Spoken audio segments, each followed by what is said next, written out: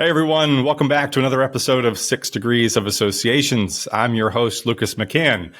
Today with me, I have Rick Burt, CAE, Delp Scholar, the 2023 winner of the Professional Performance Award from ASAE. Welcome, Rick. Hey, Lucas. Thanks for having me. My pleasure, sir. I'm looking forward to this.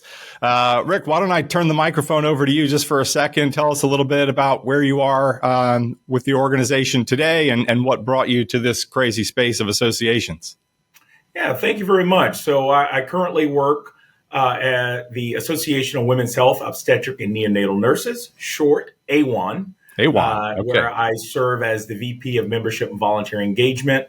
And I've been here a little bit over 3 years, going on 4 years coming up soon. And I'd say prior to coming to AWHONN, I've worked in a number of different associations, previously at a couple different trade associations. Actually, I got started in this role when I took an 11th month contract job working for my own college fraternity. I was going to be a traveling consultant, traveling the U.S. and Canada, visiting chapters, helping those young men understand the difference between what is right and wrong and helping them manage their local chapters. That 11-month experience turned into what now has almost been a 19-year career. So I like to let people know that I stumbled into this. I certainly did not go to college with the mindset of saying I wanted to be an association management professional. But over that course of period of time, I've had an opportunity to work in education, meetings, as well as fundraising and development, and truly found the passion that this role in this industry is so important to our society. So, I find that passion in recognizing what does that look like? And I want to be able to be someone to help elevate the mission of particular industries and as well as creating efficiencies so that the associations can thrive and be at their best. Yeah, certainly. I have a couple of folks on staff who, sort of grew up in the industry. Their mothers or fathers were association executives. So for them to supplant themselves in the industry, that makes sense. Everybody else, I'm very curious about. And so let me go back for a second and ask you, you had an 11-month stint, a little taste of it. What was it that initially got you intrigued or continuing down this path? Yeah, I would say the first thing, I'll back up and even say when I first was interested in the role, I'm, a college student involved in a social fraternity and recognized that there was these men that were traveling around that got paid to go do this work. And that was at the time I was thinking, they get paid to kind of travel and party and they have to fill out these reports on, what is your risk awareness policy, how your finances are doing, what's the recruitment strategy in these places. And that really got the bug for me. I think the other piece of that was I want to be able to travel. And I'd like to be able to travel and let someone else pay for that, even if it's business travel. And that was intriguing. That was exciting. I like to tell people often one of the things that came out of that experience, and even now, but really during that experience early on in that 11 months, was that I've had the pleasure of traveling all over the U.S. There's only 4 states I've not had a chance to visit as a part of, my professional and personal life. And a lot of it had to do with working for the fraternity and then moving on in the association space. So that piece of it. But I think the other thing in really what drove me to think about the intriguing piece of this job or this as a professional career really came back to what was the mission of the particular organizations I worked in. Thinking about how is it that we can put business plans in place to grow membership, to engage members, but also recognize how is it that we are saving, whether in the fraternity sense, we're saving these individuals that were faced with all these different types of challenges. College fraternity men often, get a bad rap. Around, sure. Okay, you are hazing, you're breaking the law, you're partying all the time. But what I saw from that was there were good individuals there trying to do right, but also understanding that that is a microcosm of society. they are leading organizations and budgets and responsible for finances that individuals may not ever have an opportunity to be in that space until you're running a corporation or some other business. So that piece of it was important to me. Yeah, fraternities are, you can think of them as just small micro businesses, right? They have all the elements of a small business, and they need to recruit and they need to retain, and they have budgets, and yes, they have parties. So that's a good part of it. But organizations should have parties too. And so as you were talking about that, flying around the country and somebody else is paying for it, you meet with lots of people. I thought, yeah, maybe not much has changed in some roles. There's still, if I could make a plug for the association industry, there's certainly roles in the association industry where that's important, and meeting with members face to face and understanding their issues and problems, I think is crucial to understanding how you could lead and share your mission. So now fast forward to your current role. What got you excited about the current role where you are with AWHONN? Yeah, I will tell you the exciting thing. I came to AWHONN as the director of membership. And I believe after having worked in a couple different areas within an association, as I mentioned, working in education and meetings, which I know just enough to be dangerous there. So that is what I remind individuals, that I understand the concepts and know enough of that. But I settled in the membership space in part because I love being able to hear member stories, love being able to help members fine-tune their experience, a way to elevate and bring others in. So in this area where I work at AWHONN, our members are very much so, tuned in to the specialty practice that they're in. Mm-hmm. But sometimes having that courage, that ability to be able to articulate clearly why they continue to come back to the association and look to the association for either professional development, networking, or even elevating their career. That is something that I was drawn to, and recognized that we are making an impact. I would say additionally, coming over to AWHONN was important because I had a thought a while back that I wanted to work in association space, more than likely either in transportation or healthcare. One of those that I know are going to continue to make real impacts in people's lives every day. And being at AWHONN, I recognize that one of the things here is that we are, as a society, are facing some true crises, whether that is the maternal morbidity and mortality that's going on, that's impacting women and birthing people. And I understand that we're in a prime position to be able to advocate for changes in policy, but also acknowledging what is it we need to be doing from a professional position to help elevate those stories to make change that is going to be recognized and seen immediately. The mission with AWHONN, I mean, is obvious and critical. And I think that's a great place. It's again, just another idea you mentioned earlier that you could have such an impact. It's, associations are small businesses by definition, but they have world impact. And so I also, share that passion for being able to do a lot with a little in terms of, staffing and sizing. Tell us a little bit, maybe tactically, what type of things you're thinking about these days in terms of communicating that to membership, and what type of conversations are you all having internally, just given the current landscape, reaching younger members, furthering the mission for AWHONN? Yeah, I think, it's interesting to say that one of the I think biggest challenges we're facing right now is workforce development. I think a lot of industries are impacted in this area, but what we're seeing in general is that there are a lot less individuals interested in going in nursing in general. So when you compound that with the specialty organization, our three specialties are OB, women's health, and neonatal, that requires an additional element and step in education and training. So we're already impacted in a space where individuals are looking for other roles where either they're not wanting to interface directly with, patient care. So they're avoiding the sciences and the medical in this space. But when you add to, the additional pieces that are required to be in this specialty, that is what we are focused on. So some areas around, how is it that we are engaging with academic institutions? What other types of organizations that are working either periphery or directly in our specialty areas that we can form coalitions with to help drive the messaging around the value as well as the rewards one would get from working in this space. So that coupled with recognizing some of the inclusivity items that are happening in the market space, and how is it that we can address those matters.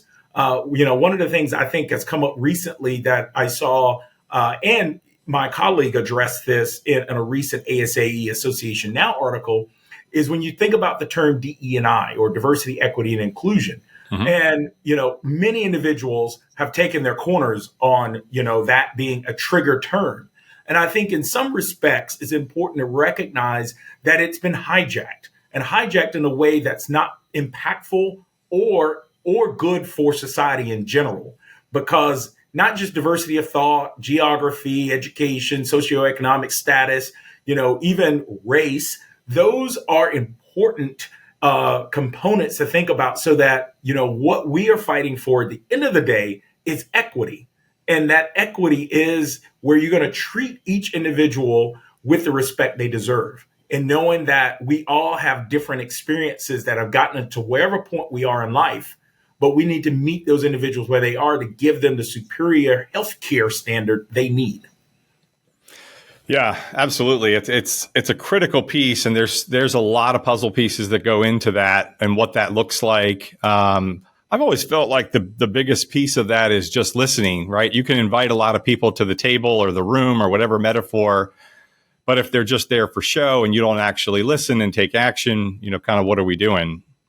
Absolutely. Yeah. I mean, I think that's anytime we think about that, I think about that even when you're growing up as, an adolescent and a teen. There are times you just want to be heard and really, acknowledge that there may be some empathy that needs to be expressed to gather an understanding of where someone's coming from, because all of our experiences are so different.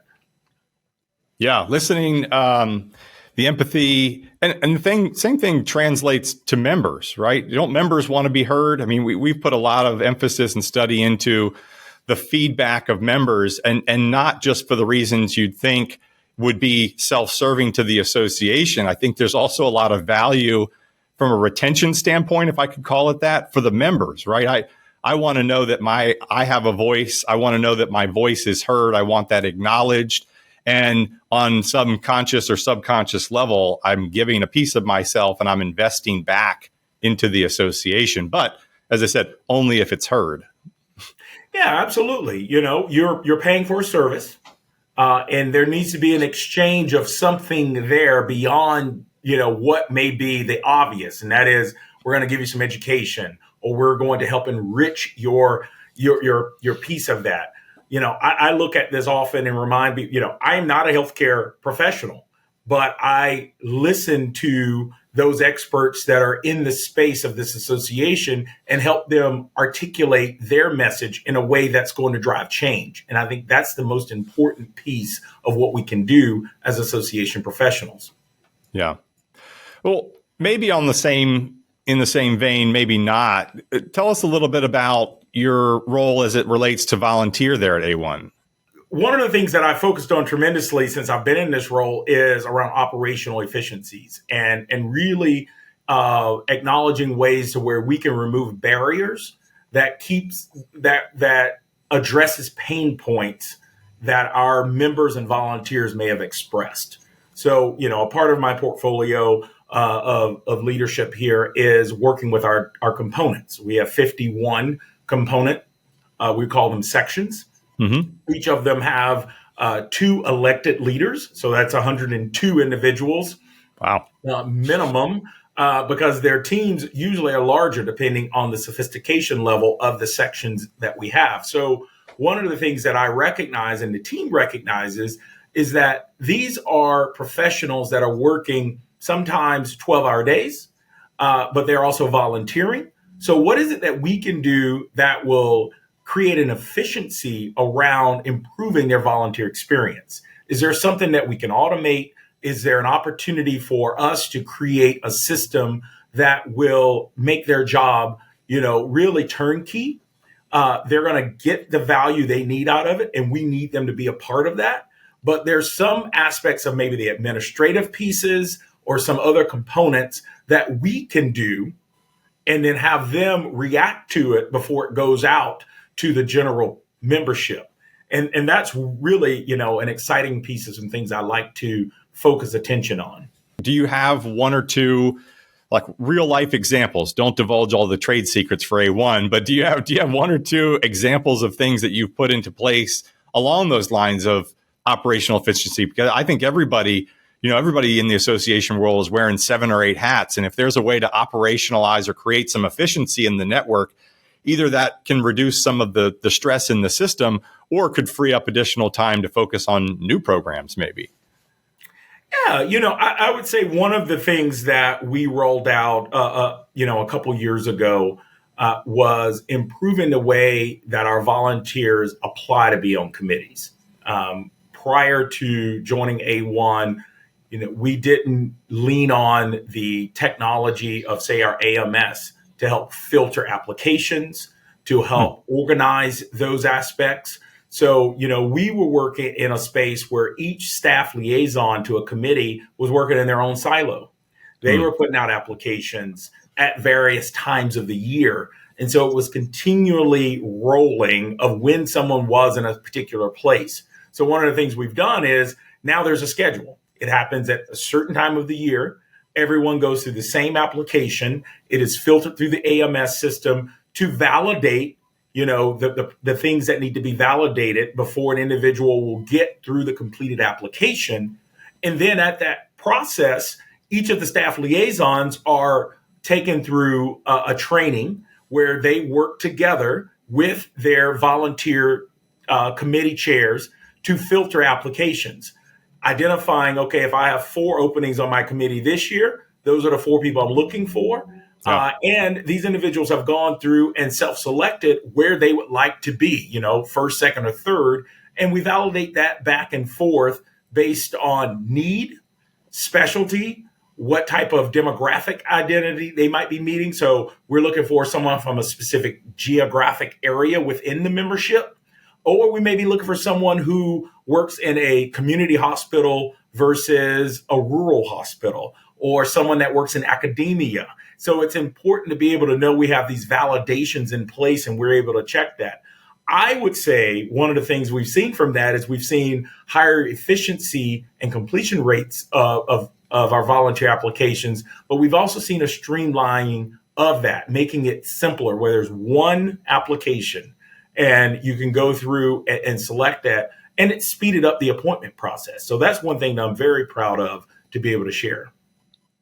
That's great. I mean, I hear a lot of associations that struggle with that. And I hope some of them are listening, just almost automating some of that, putting the right demographic filters in place to allow it to make it. I mean, if it's hard, nobody does it. I think that's just kind of a high level general statement. We talk about that for new membership onboarding. We talk about that for member benefits. In my world, a lot of things, you have to make it easy. Attention is just such in short supply these days, yes. Right? And everybody's after it. I mean, in membership, I imagine that's something you all talk about as well, is these members are busy, right? They have work lives, they have personal lives. How do you think about fitting them in? And you mentioned meeting them where they are. I mean, are there tactical items that you all discuss about how you do that with either your messaging or your approach to where you meet, maybe? Yeah, absolutely. I would say one of the biggest things around that is segmenting. So, really understanding who our audience is or who our members are, and that we're not doing a catch-all. I think that is probably something we see annually in our marketing or our membership and marketing reports that, many of the, groups put out, that they survey associations, but recognizing that we have to make everyone be special. And that special piece is important to know that it is customized to them, because too much will confuse individuals, or too much will go over someone's head and they recognize, okay, well, I don't really know what is the benefit, or what are the member benefits, or what am I paying for? So it's important that we keep it simple, But I also think it's important to the point that you just mentioned, how do we make it easy? I think it's important to make it easy in that transaction, because that helps drive that engagement even more, and recognize how we can turn that around for them. Yeah. Easy. And then the other piece that I found to be really important is sort of the handoff, right? You may introduce a concept or a program or a volunteer opportunity from one team, but ultimately, once they get onboarded or implemented, they're probably handled by another team, either a retention team or programs team. And so that handoff is crucial. And I won't point any fingers at associations out there, but I've seen it done really wrong. And as the member, you're sort of left going, well, wait, I just signed up for this. What happened? No, yeah, and I would say in my role, serving as a senior staff member over membership, volunteer engagement, as well as leading our customer service team, it's really, on me. It's incumbent on me to be able to do that scanning across the top to make sure that those different areas are connecting.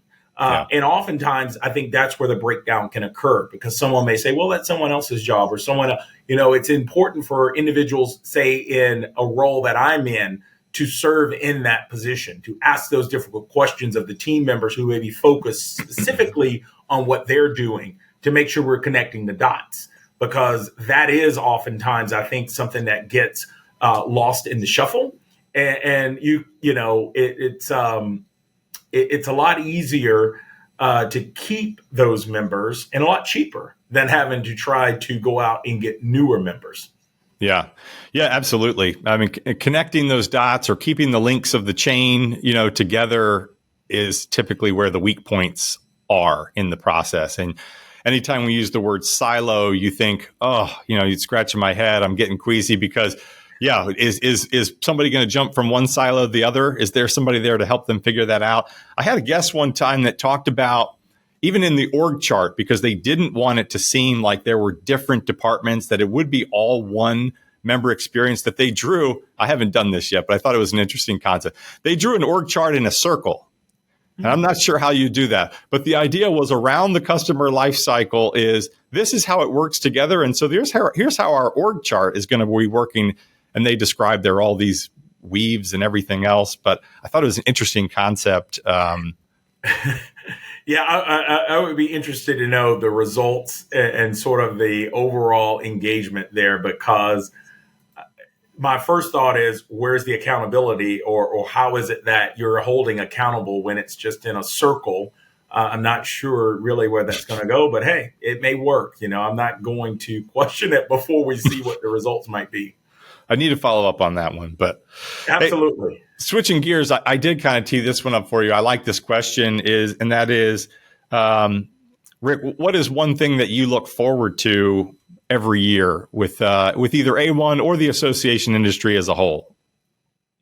I want to make sure people aren't missing out on the good stuff. Yeah. Well, I don't know. I hope that, some of our listeners are going to be heavily engaged in ASAE. That is, I would say the professional home of for me, and it's truly an engaging community of professionals. I look forward annually to the ASAE annual meeting. I recognize that, the educational programs and the sessions that are taking place are important, but I would say the hallway conversation is just as important. It is an opportunity to use, a term from one of the books. I think it's Marcus Buckingham. How full is your bucket? It is a way to fill your bucket annually, so you can go back out there and focus on being your best professional self. And so that's one of the things I certainly look forward to each and every year, and know that the colleagues and friends that I've been able to meet and establish relationships with help keep me sharp and keep me at the top of my game. I couldn't agree more. If they had it twice a year, I'd go to both. I've been going for many, many years, and Yeah, I think the education is first class. I mean, the opportunity to learn from others that are on stage, but the hallway conversations and the meetups and breaking bread with some of these folks that sometimes I only see there, right? I only saw in Atlanta, or I'll only see next year in Cleveland, or wherever we're going, we'll be there, I think is invaluable. It kind of makes me question some of the remote work. Although, again, this is something I see the efficiencies in. I get it. It is nice. Not only to have a staff like that's all over the country, but the efficiencies of not making people spend 2 hours in the day commuting or of all those things. You all are hybrid? We are hybrid. Our office is open. Team members are going into the office, working with their senior team member when they need, based on that time period. But it's certainly not a forced back in, prescribed certain number of days per week. I would say we were already prepared in many respects for hybrid work. I do like to tell people I came to AWHONN. I started AWHONN the first week the world shut down. Oh boy, for COVID. I was already planning to come over, but I was hired in this hybrid space. They'd never hired anyone without coming to the office and completing all the paperwork. So we had to maneuver through that the first 3 days that I was on staff. And, it was quite difficult to find a notary at that time period to acknowledge, I said who I said I am to complete my I-9 form. But we've come a long way since then and been able to really onboard team members with a lot less hiccups and hurdles now. Well, it's such a time for, director of your membership development at the time, right? Yes. And so if the world shuts down, then your role is to, find new members. Now, thankfully, nurses were sort of in the spotlight center stage, certainly during that time. I don't know, did that help or hurt your cause as development director? Everyone was still trying to find their way, I think is the best way to describe it. But, we were at that time shifting tremendously to figure out how to help our members.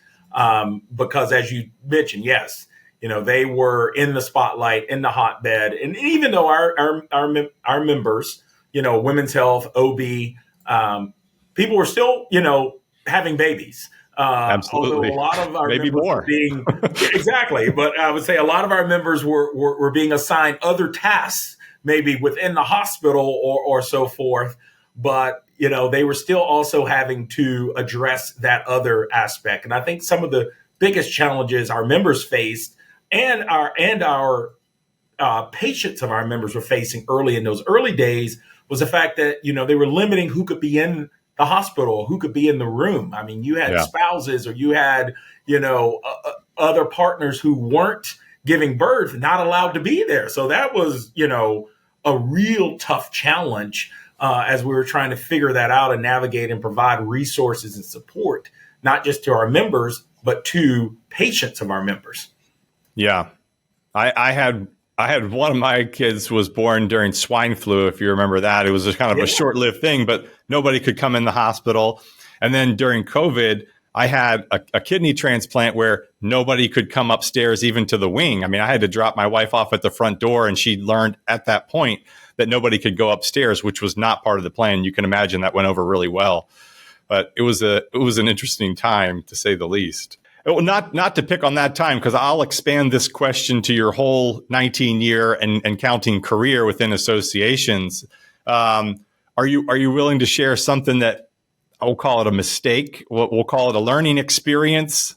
Something, if you could wave the magic wand, maybe you would have done differently, but maybe not, because I always say we learned from that, right? So I don't want it to not happen, because I learned some good lessons from some of these stumbles or trips. Are you willing to share something with the audience? Yeah, I'll be happy to, There you go. That's the spirit. That's the spirit, Rick. I would say, but before I jump into that, I always, tell team members and others that I engage with that we have to embrace our failures. Absolutely. And I think it's important that we do that because that allows us the opportunity to learn and grow. I think back on the message at this past ASA annual meeting in Atlanta when Damon John gave his opening keynote. And one of the things that resonates with me that he shared then was fail and fail fast. That way you can recover and figure out what will work. And so on that note, I think about the time I had just earned the Certified Association Executive Credential. I was working at a trade association, and I was hot on all this book knowledge. Oh, I know this is the best way to do this, this, and this. And our association at the time, I won't mention the association, but the association at the time had an online member engagement portal, and members would share back and forth. And at this time, this was a number of executive directors and CEOs, because this was a trade association. Right. And they started engaging in a conversation about, types of vendors and speaking in different ways. And I immediately started thinking, oh my God, they're talking about, they're talking about trade, and they're discussing topics that you can't talk about because this is going to be, get us in IRS trouble. So, I get on and, new staff member and tell them, oh, we have to cease this conversation. You can't do this. I could not have been further from wrong, because it wasn't the members discussing, unlike being on a board meeting where members were talking about stifling competition or speaking ill out. These were, association CEOs who were discussing in general some conversations. So I learned fairly quickly there the importance of taking a step back and recognizing, putting it in context versus jumping right in and trying to be the expert know-it-all. And one of the things that came from that was I issued an apology, written apology. There you go. And I shrugged it off, a while later. It was time, kind of let that soak in. But I had a supervisor who was very direct, but also used it as a teaching moment to help me understand the difference between the two. But, here I was, the brand new CAE, thinking I knew it and wanted to correct some folks. And I stepped on a landmine. So, it's one that resonates even to this day. Well, I like the fail fast, learn from it mantra. The other thing is everybody makes mistakes. So, exactly. Learning from them is the key, and that is the gold within that. And if I've learned so much from failing and falling down, picking myself back up. And it's a lifelong method of learning. It's not always the easiest, and it leads to a lot of scars and bumps. But however, you got to learn it from the book or in real life. Sometimes just get out there and run and fail fast. I like that from Damon. Absolutely. Well, before I wrap us up, Rick, how about sharing something with the audience that they're not going to find online about Rick or on the resume? Just something fun. Well, if you haven't already, I like to travel. Okay. And favorite place you've been? Oh man, the favorite place I have been. Wow. That puts you on the spot here. That is tough. I would say, one of the best adventures I've had probably came a little bit over 12 years ago, when a very good friend of mine and I, we backpacked through Europe for 14 days. It was a time of our life. We were going through a number of transitions, in our personal lives. And so we were out one evening having, an adult time, and we made a spontaneous decision that we wanted to go to Oktoberfest. So we booked travel. We booked travel to include Oktoberfest. That's how the 14 days got in there. But we spent probably about 4 days too long in Munich. And that was one of the wildest and fun adventures I will say I have had, in part because we slept in hostels. We were almost too old to be sleeping in hostels, but we met some wonderful, fantastic people during that trip. An overnight train ride from Amsterdam to Munich, an overnight train ride from Munich to Rome, a flight from Rome to Paris, and then a train from Paris into London. And I'll tell you, I was always one at the time who thought, this 2 hours getting to the train station in London, in Paris, what is that? and get there and almost miss the train because Oh, I didn't realize you had to clear customs, not only in Paris, you had to clear it for London in Paris as well. And so that was a learning experience that almost didn't go well for us. But we did something that I, frown upon now. And that is we turned into those tourists and ran to the front of the line and pretended oh like we boy. didn't know what was going on so we could cut line. But you made it. And you can check the box. You've been to Oktoberfest. That one's still on my list, outstanding. So you beat me to it, but it sounds like an amazing trip. Yes, and indeed. In my short research prior to the call here, I didn't find anything about that anywhere online. So thank you for sharing. No, you would not. Those records are sealed, as I would say. And I guess on that same note, one of the things, well, most people probably would know this, or very good friends know, I'm a huge Seinfeld fan. So, I can find some reference to almost anything, any day to the series that was Seinfeld. So I still reference that often. Well, when we post this, then I'll make a Seinfeld reference because I'm also a big Seinfeld fan. And I'm sorry we didn't wear our bow ties. We should have worn that for this interview, but maybe we'll come back and do it again, or I'll see you out there on the circuit. But hey, I would love to. I've really enjoyed our conversation today. Absolutely a pleasure, Rick. Thank you for joining. Before we wrap up part of our show, I ask you: is there somebody else you think our audience would benefit from hearing from? Yeah, listen, I would love to recommend my very good friend Desiree Knight, CMP CAE, who is a current chair of PCMA. I think she would have a phenomenal message and some stories to tell from her angle of being in associations and how she has truly leveraged her relationships and in her role that she's currently in, her volunteer role, but also her professional world. So working at APA. Excellent. Well, thank you for the recommendation, Rick. I look forward to speaking with Desiree. And again, thank you for joining us today. Appreciate it. Yeah, thank you for the time, Lucas.